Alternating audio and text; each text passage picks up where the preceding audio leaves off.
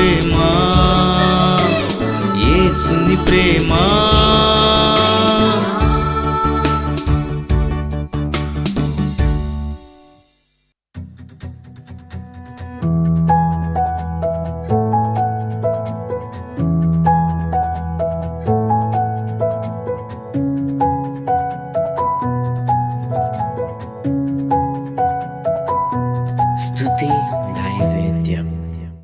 సమూయేలు గ్రంథం మొదటి గ్రంథము 15వ అధ్యాయము 22వ వచనం. అందుకు సమూయేలు తాను సెలవిచ్చిన ఆజ్ఞను ఒకడు గైకొనుట వలన యెహోవా సంతోషించున్నట్లు ఒకడు దహన బలులను అర్పించడం వలన ఆయన సంతోషించున ఆలోచించుము.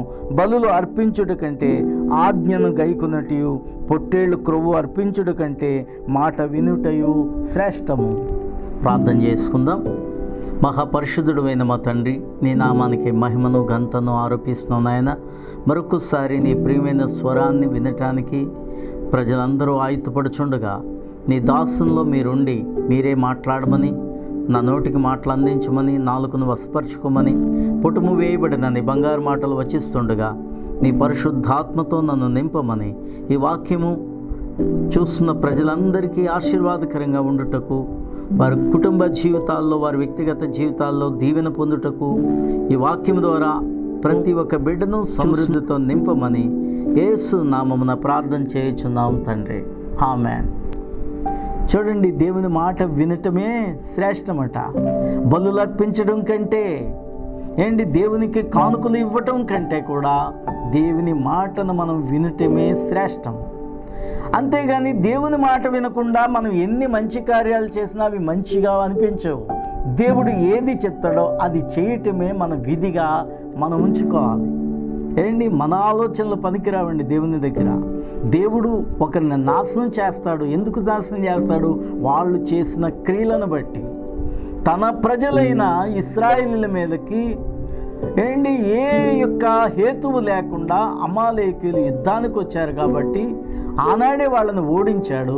అయినా అమాలేకీయులు నాశనం కావాలనుకున్న దేవుని ఆలోచన సౌలుకి చెప్పినప్పుడు సౌలు దానిని నెరవేర్చక సొంత ఆలోచనలతో మంచిగా ఉన్నాయి, బలి ఇవ్వటానికి బాగుంటాయని అవి ప్రక్కన పెడితే దేవునికి అసహ్యంగా సౌలు కనబడ్డాడు. అసలు ఈ సౌలుని ఎందుకు రాజుగా నేను చేశాను అని దేవుడు బాధపడవలసిన పరిస్థితిని సౌలు తీసుకొచ్చాడు.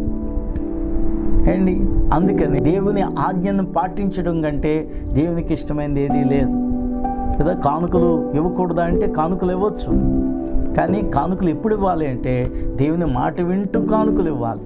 దేవుని ఆజ్ఞలు పాటిస్తూ కానుకలు ఇస్తే అవి మనకు ఆశీర్వాదం. దేవుని మాటలు పట్టించుకోకుండా దేవుని వాక్యమును పక్కన పెట్టి మనం ఎంత కానుకలు ఇచ్చినా అవి ఆశీర్వాదకరంగా మార్చబడవని మనం తెలుసుకోవాలి. బెన్యామీను పడిన దుఃఖమును బట్టి దేవుడు జ్ఞాపకం చేసుకొని ఒకానొక సమయమున దేవునికి ఒక సమయం ఉంటుంది. ఎప్పుడు కూడా మనం దీవించాలంటే ఒక సమయం ఉంటుంది, ఒక పద్ధతి ఉంటుంది. ఒకరు కార్చిన కన్నీటిని బట్టి కూడా దేవుడు మనల్ని ఆశీర్వదిస్తాడు. అయితే అవన్నిటిని బట్టి సౌలుని రాజుగా చేస్తే సౌలు దేవుని మాట వినక, ప్రవక్త మాట వినక, తన సొంత ఆలోచనలతో ఉండటాన్ని బట్టి సౌలుని దేవుడు ఏం చేశాడో తెలుసా? తన దృష్టి నుంచి అతన్ని ప్రక్కన పెట్టేశాడు. సౌలు తర్వాత బెన్యామీను గోత్రంలో నుంచి ఒక రాజు అవ్వాలి. ఒకవేళ సౌలు కానీ తన జీవితం అయిపోయినప్పుడు మరొక రాజు కావాలంటే తన గోత్రంలో నుంచే తన కుమారుడు రాజుగా మార్చబడాలి. కానీ సౌలు వంశమునే ప్రక్కన పెట్టేసి దేవుడు యూదా గోత్రమును దేవుడు ఏర్పాటు చేసుకున్నాడు. దావీదుని అప్పుడే అనుకున్నాడు, దావీదుని రాజుగా చెయ్యాలి అని. చూసారా, మంచి వాగ్దానాన్ని, ఆ వాగ్దాన ఫలమును సంపూర్ణముగా అనుభవించకుండా సౌలు ఎలా పతనమయ్యాడో. సౌలుని రాజుగా చేయడానికి దేవునికి ఒక కారణం ఉంది. ఎందుకంటే 12 మందిలో చిన్నవాడిని, ఆ చిన్నవాని గోత్రమును, బెన్యామీను గోత్రమును దేవుడు ఏర్పాటు చేసి రాజుగా చేయటం అంటే ఎంత గొప్ప ఆధిక్యత బెన్యామీను గోత్రానికి దేవుడిచ్చాడు, సౌలుకి దేవుడిచ్చాడు. కానీ ఆ యొక్క వాగ్దాన ఫలమును సంపూర్ణంగా అనుభవించలేని పరిస్థితిలో సౌలు అయిపోయాడు. అందుకనే ప్రియమైన వారలారా, దేవుడు మనకిచ్చే వాగ్దానాల్ని మనం ఏం చేసుకోవాలి తెలుసా? స్వతంత్రించుకోవాలి. అవి ఎప్పుడు మనం స్వతంత్రించుకోగలమంటే దేవుని మాట విన్నప్పుడే స్వతంత్రించుకోగలం. మన సొంత భక్తిని, సొంత ఆలోచనలు చొప్పున చేసే భక్తి దేవునికి ప్రియమైనది కాదు. దేవుని చెప్పిన ఆజ్ఞలను బట్టి చేసే భక్తే దేవునికి ఇష్టమైనది. దేవునికి ప్రీతికరమైన సేవ మనం చేయాలి. దేవునికి ఇష్టమైన రీతిలో మనము దేవుని వాక్యమును బట్టి జీవించాలి. అప్పుడే అది దేవునికి ఇష్టమైనది. ఈ రోజున ఈ వాక్యం ద్వారా దేవుడు దుఃఖపడేవారికి ఓదారుస్తాడని తెలిసింది మనకి. అయితే ఆ దుఃఖపడే వారిని ఓదార్చి దేవుడిచ్చిన ఆధిక్యతను పోగొట్టుకున్న సౌలుని గురించి కూడా మనము ఈ రోజున తెలుసుకుందాం. అందుకనే ఒక్కరు కార్చిన కన్నీరు మనకు ఆశీర్వాదకరం అవుతుంది.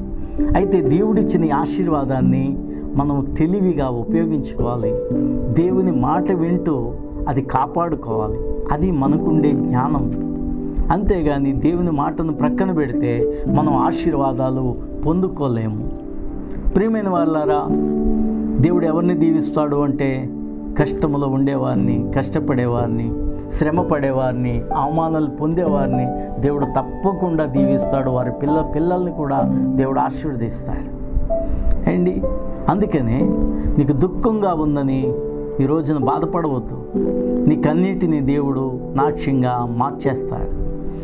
నీకు మరలా సంతోష వస్త్రాన్ని దేవుడు ధరింపచేస్తాడు.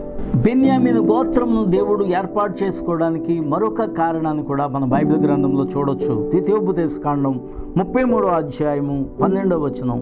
బెన్యామీనును గూర్చి ఇట్లనెను, బెన్యామీను యెహోవాకు ప్రియుడు, ఆయన యొద్ద అతడు సురక్షితముగా నివసించును. దినమెల్లా ఆయన అతనికి ఆశ్రయమగును, ఆయన భుజముల మధ్య అతడు నివసించును. హల్లెలూయా. చూడండి, మోషే తన యొక్క చివరి కాలములో ఇశ్రాయేలు యొక్క 12 గోత్రముల వారిని పిలిచి ఒక్కొక్కరిని ఆశీర్వదిస్తూ బెన్యామీను కోసం ఏమంటున్నాడు తెలుసా? దేవునికి అతడు ప్రియుడు అంటున్నాడు. అంతేకాదు, ఆయన యొద్ద అతడు సురక్షితముగా నివసించును, దినమెల్లా ఆయన అతనికి ఆశ్రయమగును. దేవుని దగ్గర ఈ బెన్యామీను సురక్షితంగా నివసించుననే వాగ్దానాన్ని మోషే ద్వారా ఈ బెన్యామీను గోత్రికులు పొందుకున్నారు. దేవుడు తోడుగా వాళ్ళకి ఆశ్రయముగా ఉంటాడని ఆ వాగ్దానము మోషే భక్తుని నోటంట వచ్చింది. చెప్పాలంటే తండ్రి 12 మందిని ఆశీర్వదించినప్పుడు యాకోబు కూడా తన వృద్ధాప్యమందు చిట్ట చివరి దినములలో 12 మందిని పిలిచి ఆశీర్వదించినప్పుడు బెన్యామీను మీద ఆశీర్వాదకరమైన వాగ్దానం అయితే రాలేదు. ఆదికాండం 49వ అధ్యాయము 27వ వచనం. బెన్యామీను చీల్చునట్టి తోడేలు అతడు ఉదయమందు ఎర్రను తిని అస్తమయమందు దోపుడు సొమ్ము పంచుకొనును అని అంటున్నాడు బెన్యామీను గురించి. అయితే మోషే దేవునికి బెన్యామీను ప్రియుడు అంటున్నాడు. తండ్రి కంటే కూడా ప్రవక్త ఇశ్రాయేలు నడిపించిన మోషే భక్తుడు ఏమంటున్నాడంటే ఇతడు దేవునికి ప్రియుడు అంటున్నాడు. దేవుడు అతనికి తోడుగా ఉంటాడు, దేవుడు అతనికి సురక్షితంగా అతన్ని కాస్తాడు అనే వాగ్దానాన్ని మోషే ప్రవచిస్తున్నాడు. నిజంగానే ఈ యొక్క వాగ్దానమును బట్టి దేవుడు ఒకానొక సమయంలో బెన్యామీన్ని జ్ఞాపకం చేసుకొని బెన్యామీను గోత్రికుడైన సౌలుని రాజుగా చేశాడు. కానీ అతడు ఆ వాగ్దానాన్ని సంపూర్ణంగా అనుభవించలేకపోయాడు. కాబట్టి మనము తెలుసుకోవాల్సిన విషయము, దేవుని మాట వినటం వల్ల మనం ఆశీర్వాదం పొందుతాం. కాబట్టి దేవుని యొక్క తలంపులు, దేవుని చిత్తమును మనం ఎప్పుడూ గ్రహిస్తూ ఉండాలి.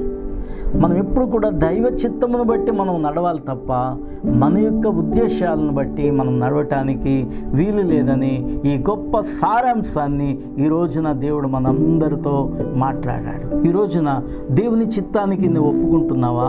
దేవుడు ఏది చేయమంటే అది చేయడానికి నువ్వు ఇష్టపడుతున్నావా?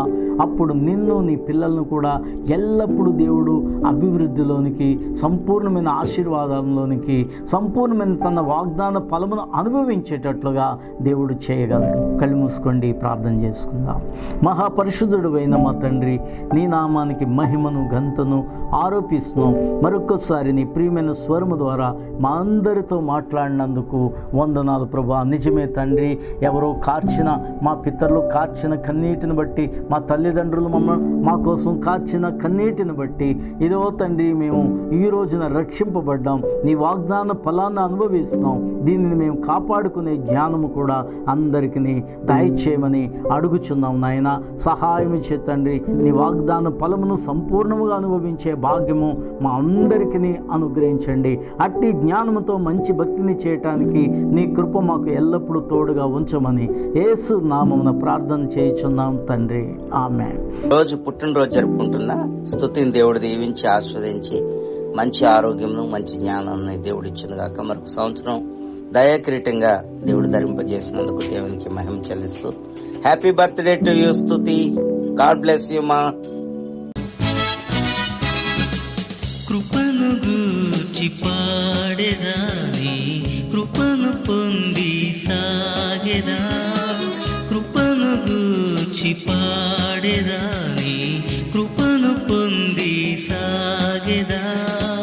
నన్ను మార్చిన యేసు ప్రేమను తలచి తలచి స్తుతించెదా.